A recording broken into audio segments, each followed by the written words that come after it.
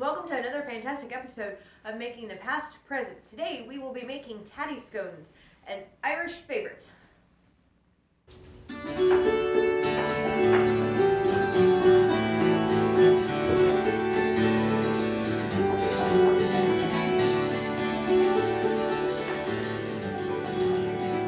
So let's say you have been at an event and you made a big pot of mashed potatoes, and the next morning you find you still have a lot of potatoes left. There are several things you can do. You can do Tattie Scones, you can do potato fritters, you can do potato bread, you can heat them up and just eat them, that is, you can eat them cold.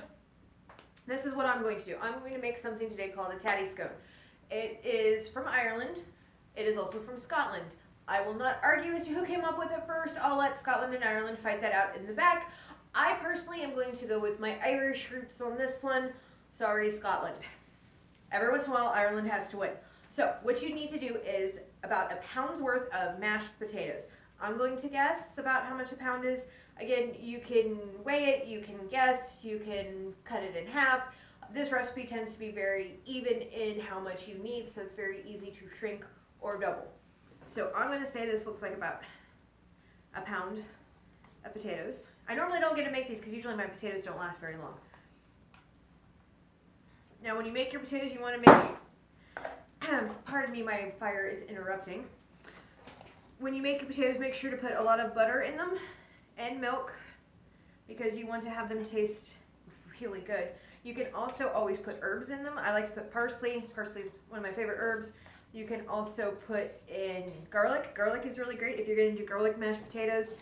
I would, especially at home, when you chunk up your potato, throw in a couple of cloves. It will soften up as the potatoes do, and then you can mash it all in one, and you don't even have to worry about my garlic not being cooked. If you're at an event, I would get a small pan and kind of saute it a little bit till they're soft, and then mix it in. You'll get chunks, which is still just as good, but it's easier than trying to fish out the garlic in an event. So that's my potatoes. Then I already put in some butter, but I'm going to put a little more. It calls for about a quarter of a stick. I'm writing the wrong ingredient, but it's half, it's a quarter. Now at an event, I keep my butter in a stick, but you will not see the paper out because I try to hide the fact that I'm using butter, but you could tell. But it's also a lot easier to measure if you leave it in stick form. You will also see that I will keep a little container like this sitting out for the odds and ends of the butter because they're easy to hide then. In there you can just kind of mash them into place. I'm not too worried about you seeing what kind of butter I have because it's easy to measure. My life's easier, I'm happy. So you mix your butter in. Helps if your butter is really soft. If it's not soft, just mash it up against the side of your bowl and it will soften it for you. There we go. Or you can slice it as thin as you're comfortable with and then mix it in and it'll do the same thing. So there we go. And now we want half a cup plus 1 tablespoon of flour. So here's my half a cup. Maybe a little bit more. And my tablespoon.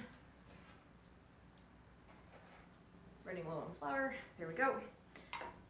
Now you'll notice that this looks very much like what a lot of people think of as a potato pancake because it's very similar to a potato pancake. Except for this does not have any eggs in it.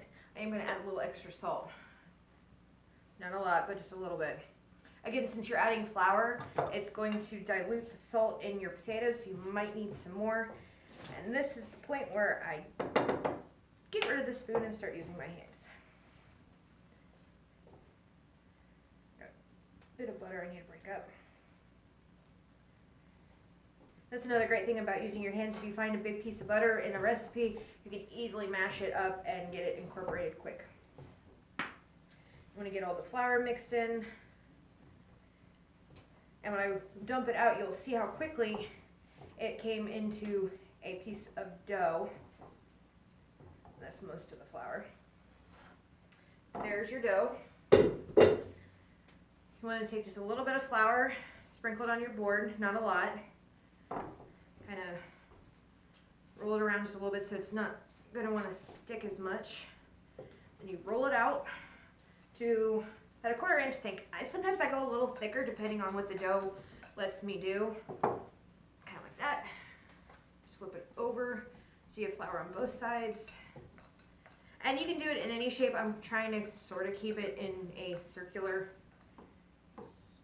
ovalish shape. Because what you're going to do is you're going to divide it into even pieces. So circular is a little bit easier to do, but not always.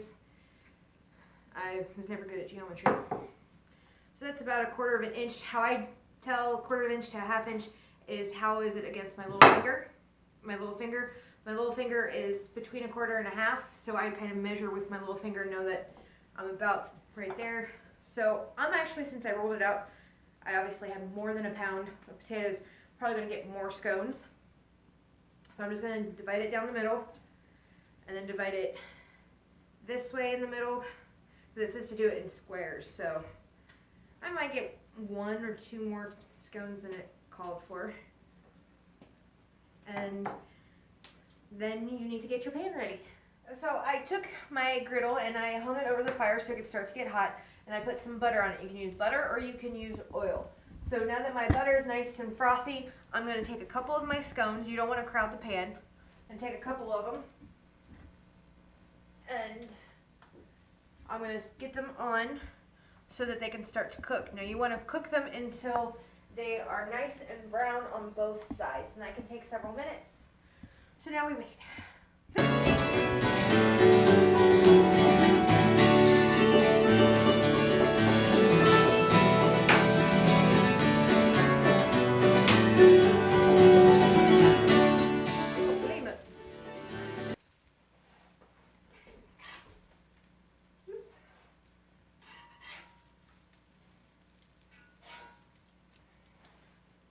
And that is what Tattie Scones look like.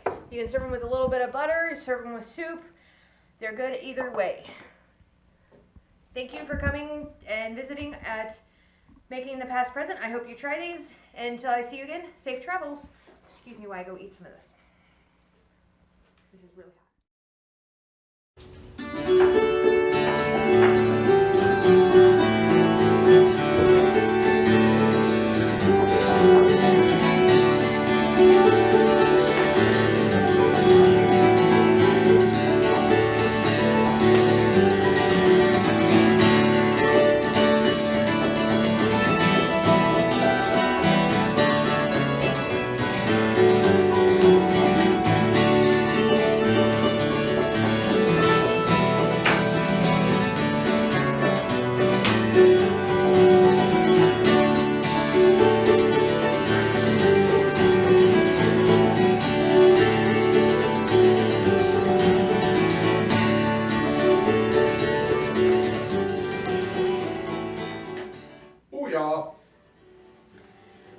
So let's say, oh well.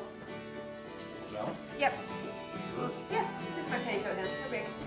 I can smell the whole